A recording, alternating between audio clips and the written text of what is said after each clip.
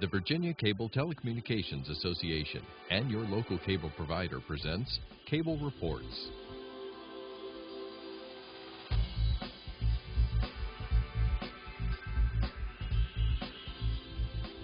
Join us now as Cable Reports brings you up to date on current issues facing the Commonwealth through discussions with your local legislators and other policymakers from across Virginia. From the House of Representatives and our nation's capital, I am Woody Evans for Cable Reports, brought to you by the Virginia Cable Telecommunications Association, connecting Virginians to their government. We're pleased to connect you with Congressman Gerry Connolly, representing the 11th District of Virginia. Welcome, sir. Thank you, Woody. Great to be with you. Good. Tell us a little bit about your district, its demographics, economy, and how things are going there. Very diverse district, suburban and urban. Covers Tysons Corner, Fairfax City, Reston, Herndon, Town of Vienna, and all of eastern Prince William County. Has changed a lot over the years. It's almost a minority-majority district now. People coming from 100 different countries. So very diverse, rich fabric, knowledge-based economy. These are, we don't really produce things in our district, but we help figure out what has to go behind them. So we're doing the, sophisticated technology behind the products that people enjoy all over the world. So in that sense, also a global place. We do business all over the world with some very important companies, and we do a lot of work for the United States federal government, directly and indirectly. And I think you have referred to Fairfax County as Silicon Valley East now, correct? Yeah, we have a lot of jobs that are technology related in Fairfax County, and a lot of companies, and more coming all the time. In fact, so much so, our Economic Development Authority actually has an office in the Silicon Valley. Try to persuade them that they might like things east.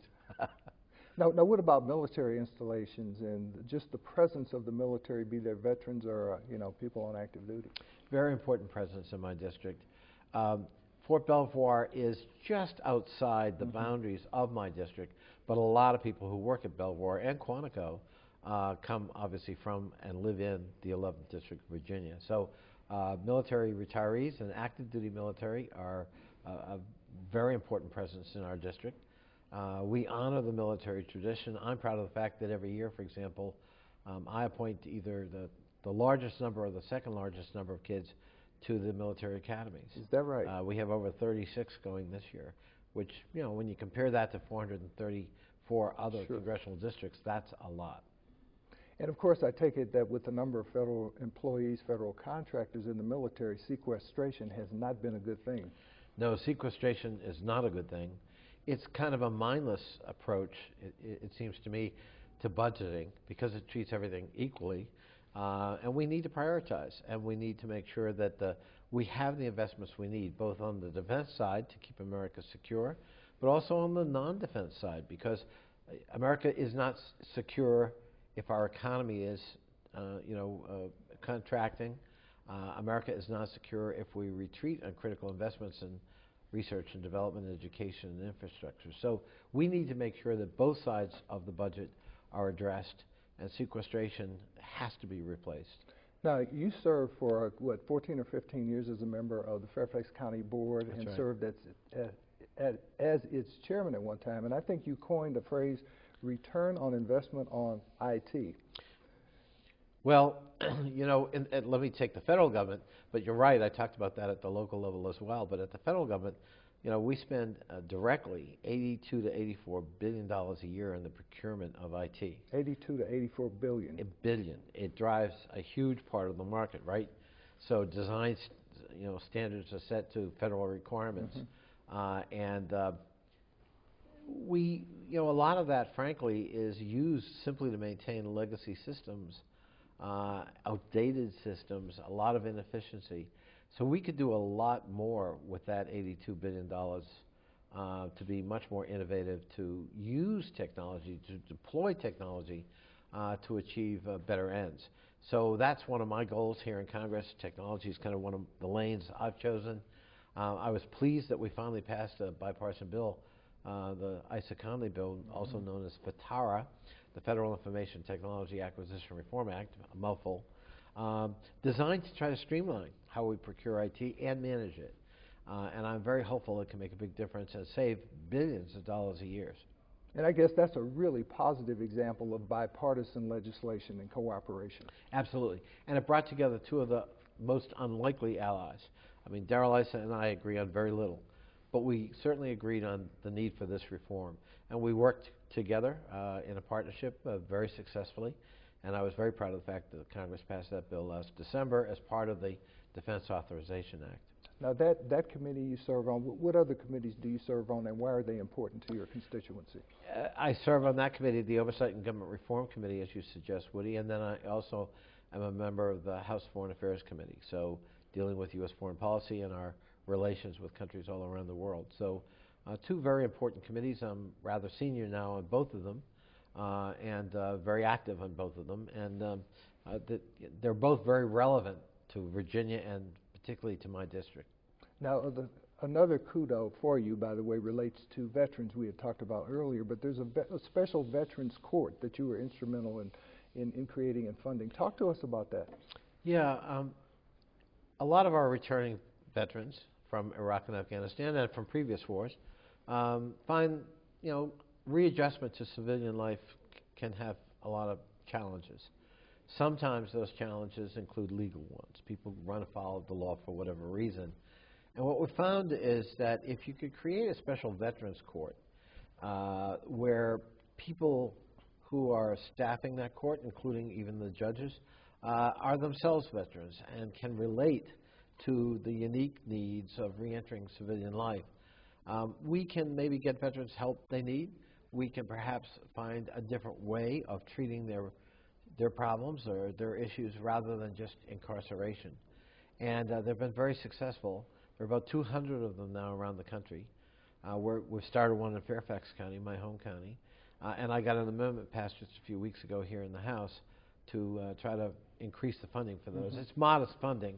We're only talking about a few $1 million in the federal budget, but that money, that investment can be really critical in making sure that we help veterans get the help they need. And of course, information technology, the internet, has very positive aspects, but it has a dark side too, as we all experience. At least, 4 million federal employees recently whose files were hacked, so to speak. Talk to us about what's going on with that. You're absolutely right. I mean, technology opens up whole new worlds for us. We can do so much today we couldn't do not so long ago, and so it's a wonderful tool that can be used. It's a process that can be used. But there's a dark, vulnerable underside to technology, and that is the fact that people can hack into various data banks, whether it be personnel files and information. It's in both the public and private sector. It can be national security secrets. It can be manufacturing design secrets, copyrighted material. And it's very disturbing. And it is being organized, in this case, by the Chinese government itself. And it's a very sophisticated effort. And in this case, they were successful in hacking into the records of the Office of Personnel Management, where all federal and federal retiree records are kept. And it looks like they compromised about 4 million individual personnel records. And we don't know what they're going to do with that. We don't know how vulnerable individuals may be on, is it Social Security they're after? Is it their credit? Is it banking information? Is it all of the above? We don't know. And so we're going to have to monitor that very carefully. But longer term, the federal government, just like the private sector, remember we had a similar breach with Target on consumer data for their customers. And Healthcare Anthem, I believe. And Healthcare Anthem, that's right. And IRS recently had one. About 100,000 people found records that could have been compromised. So this is a phenomenon with technology, and it's going to be a threat so long as we have technology with us, which is forever. So we have to develop techniques to detect, to preempt, to prevent, and to protect databases and the information that they contain on individual Americans. So now we do have the ability to detect when it occurs. We need more prophylactic That's measures. right. Yeah. We now have to really focus on prevention and protection. Northern Virginia still has a lot of transportation needs. There's no question about that. Talk to us about what's going on in your district in terms of transportation funding from the federal government, partnerships with the state of Virginia. Well, we've done a lot, actually, in Northern Virginia, if you think about it. I mean, if I go back just a little bit ways, you know, everything from the new Woodrow Wilson Bridge, which was entirely federal money, over $1 billion earmark to replace the bridge, and lots of road improvements on both sides of the river.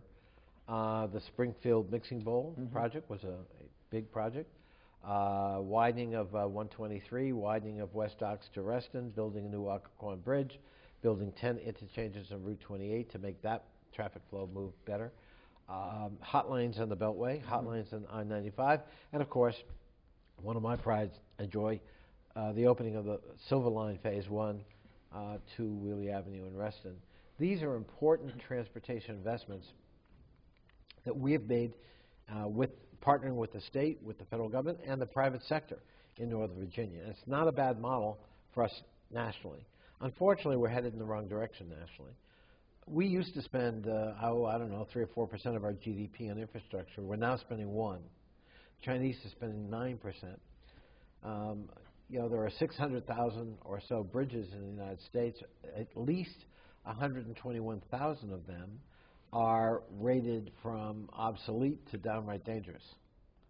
And we have had an impasse here on the Hill in terms of how to fund a long-term transportation investment bill. Yeah, the gas tax hasn't been increased. The federal gas tax since when? The gas tax hasn't been touched since the mid-1990s when Bill Clinton was in the White House. And if we had simply indexed it to inflation, it would not be 18.4 cents, it would be 30.2 cents. So indexing could have helped us. So what's happening, the revenue from the gas tax is falling for 2 reasons. We're making more efficient vehicles and therefore needing less gas, and we're driving less. And so that combination plus inflation has really hurt that revenue. And so we've had to actually, to keep the Highway Trust Fund whole, we've had to take money out of the general fund to make up that difference. That's not a long-term solution. So tell us a little bit about what's going on with Metro funding. As I understand it, there was a $150 million appropriation per year for 10 years, but that has been reduced significantly. Yes. We're in the 6th year of that appropriation stream. The federal government is supposed to provide $150 million every year, and that is matched dollar for dollar by the 3 compact jurisdictions, Maryland, Virginia, and D.C. That's a total of $300 million a year, or $3 billion over a 10-year period, for capital reinvestment in Metro. So it's to replace aging rail cars. It's to retrofit canopies. It's to fix elevators and escalators and the like, and to make safety improvements, which are desperately needed. This is a modest investment program. And to cut $50 million is really very devastating, because what we worry about is the localities in a dollar-for-dollar match will match that cut. And then the cut is $100 million a year, not 50. And so we're working very hard to try to get that money restored when this bill goes to the Senate.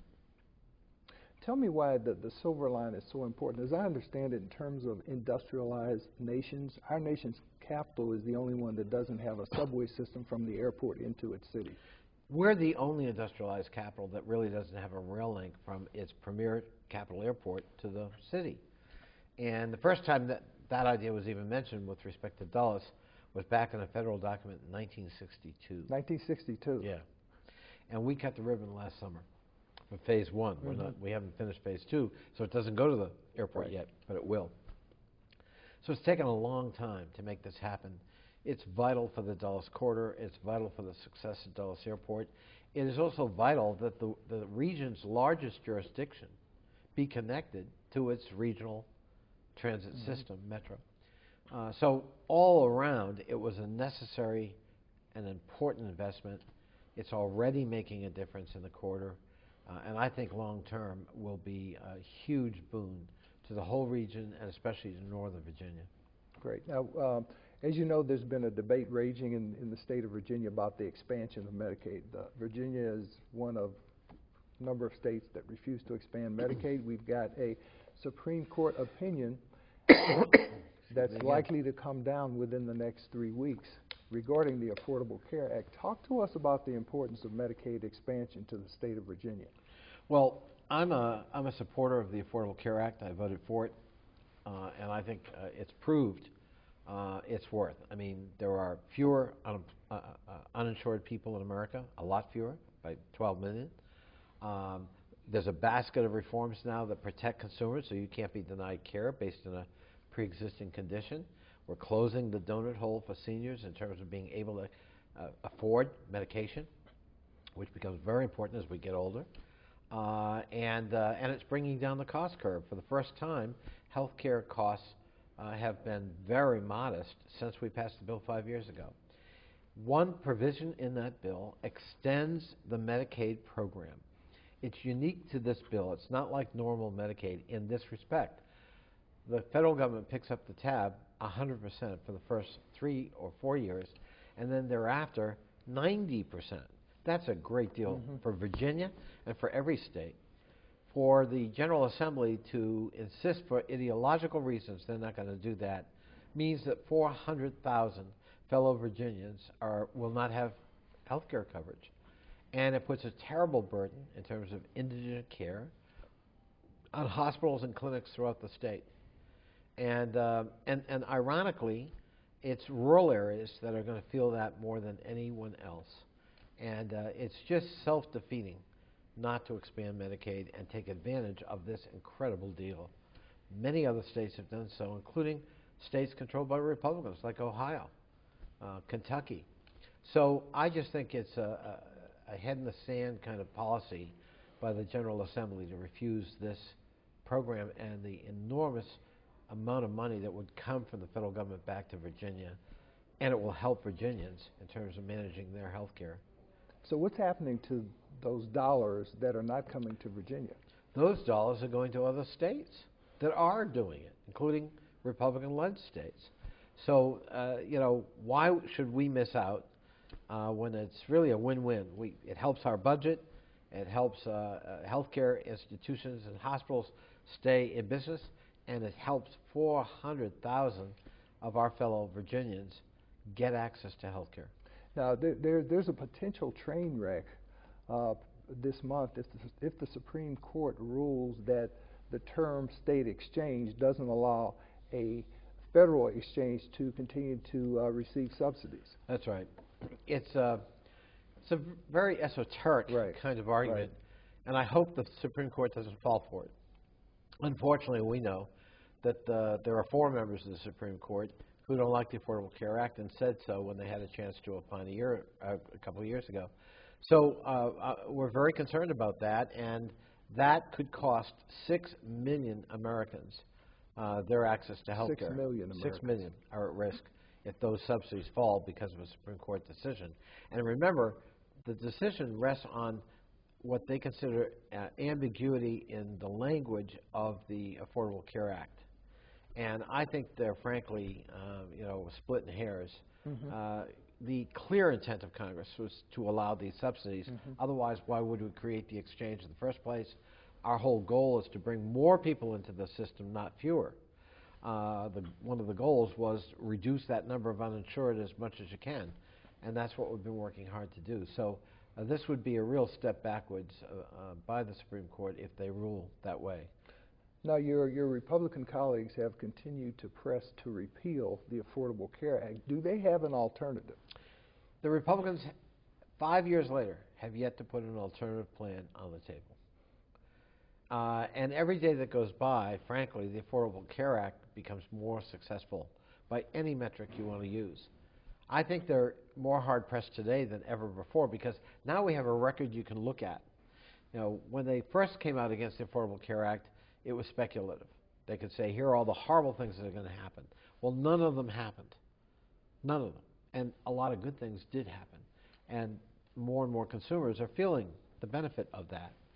It reminds me a lot of the Medicare debate because the same dynamic was at work at Medicare back in 1965. Today, if you tried to repeal Medicare, you would be strung up, in the city plaza, and the senior citizens would be leading the effort. They love their Medicare program, and frankly, so does the medical profession by and large, which was uniform in its opposition back in 1965. So the longer the Affordable Care Act is in place and working, the more adherence it draws, the more support it draws from the broad public, because the public can see the benefits. And speaking of the medical community, I see that the Congress was able to come up with a permanent fix, the doc fix, so to speak, recently. Because of a quirk in the law, the formula for reimbursing doctors who see Medicare patients had to be adjusted so that they didn't see a 20% cut in their reimbursement rates. And what Congress did was, on an annual basis, we would fix that, but for only 1 year. That created a lot of anxiety both among patients and providers. And so this year, finally, we created a permanent fix. It's called the doc fix, so that doctors aren't at risk of having their reimbursement rates slashed, and patients don't have the anxiety that maybe my doctor won't take Medicare patients. So that is one good bipartisan thing we were able to accomplish early in this Congress. We talked about I-495, the Beltway. We talked about 95, the HOVs, the new hot lanes on both. What about I-66? It seems to get really, really crowded. I-66 has a lot of problems with it. There are some improvements that have been made recently, including at with federal money, including some widening near the Beltway and the intersection at 29 out in Gainesville. But it is, it just wasn't built for the kind of volume of traffic it's got, and so some improvements are necessary. Now, my ultimate improvement would be extend rail down the median. We already have the right-of-way to Centerville and ultimately to Gainesville. That would be a big improvement, and it would give people another choice, and it would connect Prince William County finally to the metro system. So I'd love to see that as one of the improvements we make. Unfortunately, the proposal that's in front of us from VDOT doesn't do that. In fact, could threaten ultimately doing that in terms of land taking and encroachment. Their proposal is to widen 66 outside the Beltway, to toll several lanes of that, to increase the HOV requirement from the current 2 to 3, and then inside the Beltway make no improvement at all, but toll it. So you're going to have this widened additional capacity on 66 outside the Beltway coming to a wall that's tolled, but has less capacity than outside the Beltway, considerably less, and no improvements. I personally question whether that is the right way to make, to try to address the capacity problem and the inefficiency problem of 66. Unfortunately, VDOT is well down the way of approving just that plan. And I also happen to believe in commuters. Going from HOV2 to HOV3 is not easy. If you've been commuting, Woody, for 20 years with a friend, a coworker, whatever, and that's your pattern every day, and you're compliant with the requirements, you're HOV2, to be told that won't work anymore, you have to do HOV3 or pay a toll, that could be very hard for you, because finding a third person who's going to be as stable as the two, not so easy actually. And the paying of tolls could really be a burden on a number of people. If you come from Loudon, in theory, you can pay 3 tolls that day, and your round-trip commute could be as much as $36 to $40 a day. That's a heavy burden for commuters. And it would also be the first time we've ever taken an existing road, I-66, inside the Beltway, with no changes other than we add a toll. We toll it. And it would be the first tolled road going into the nation's capital.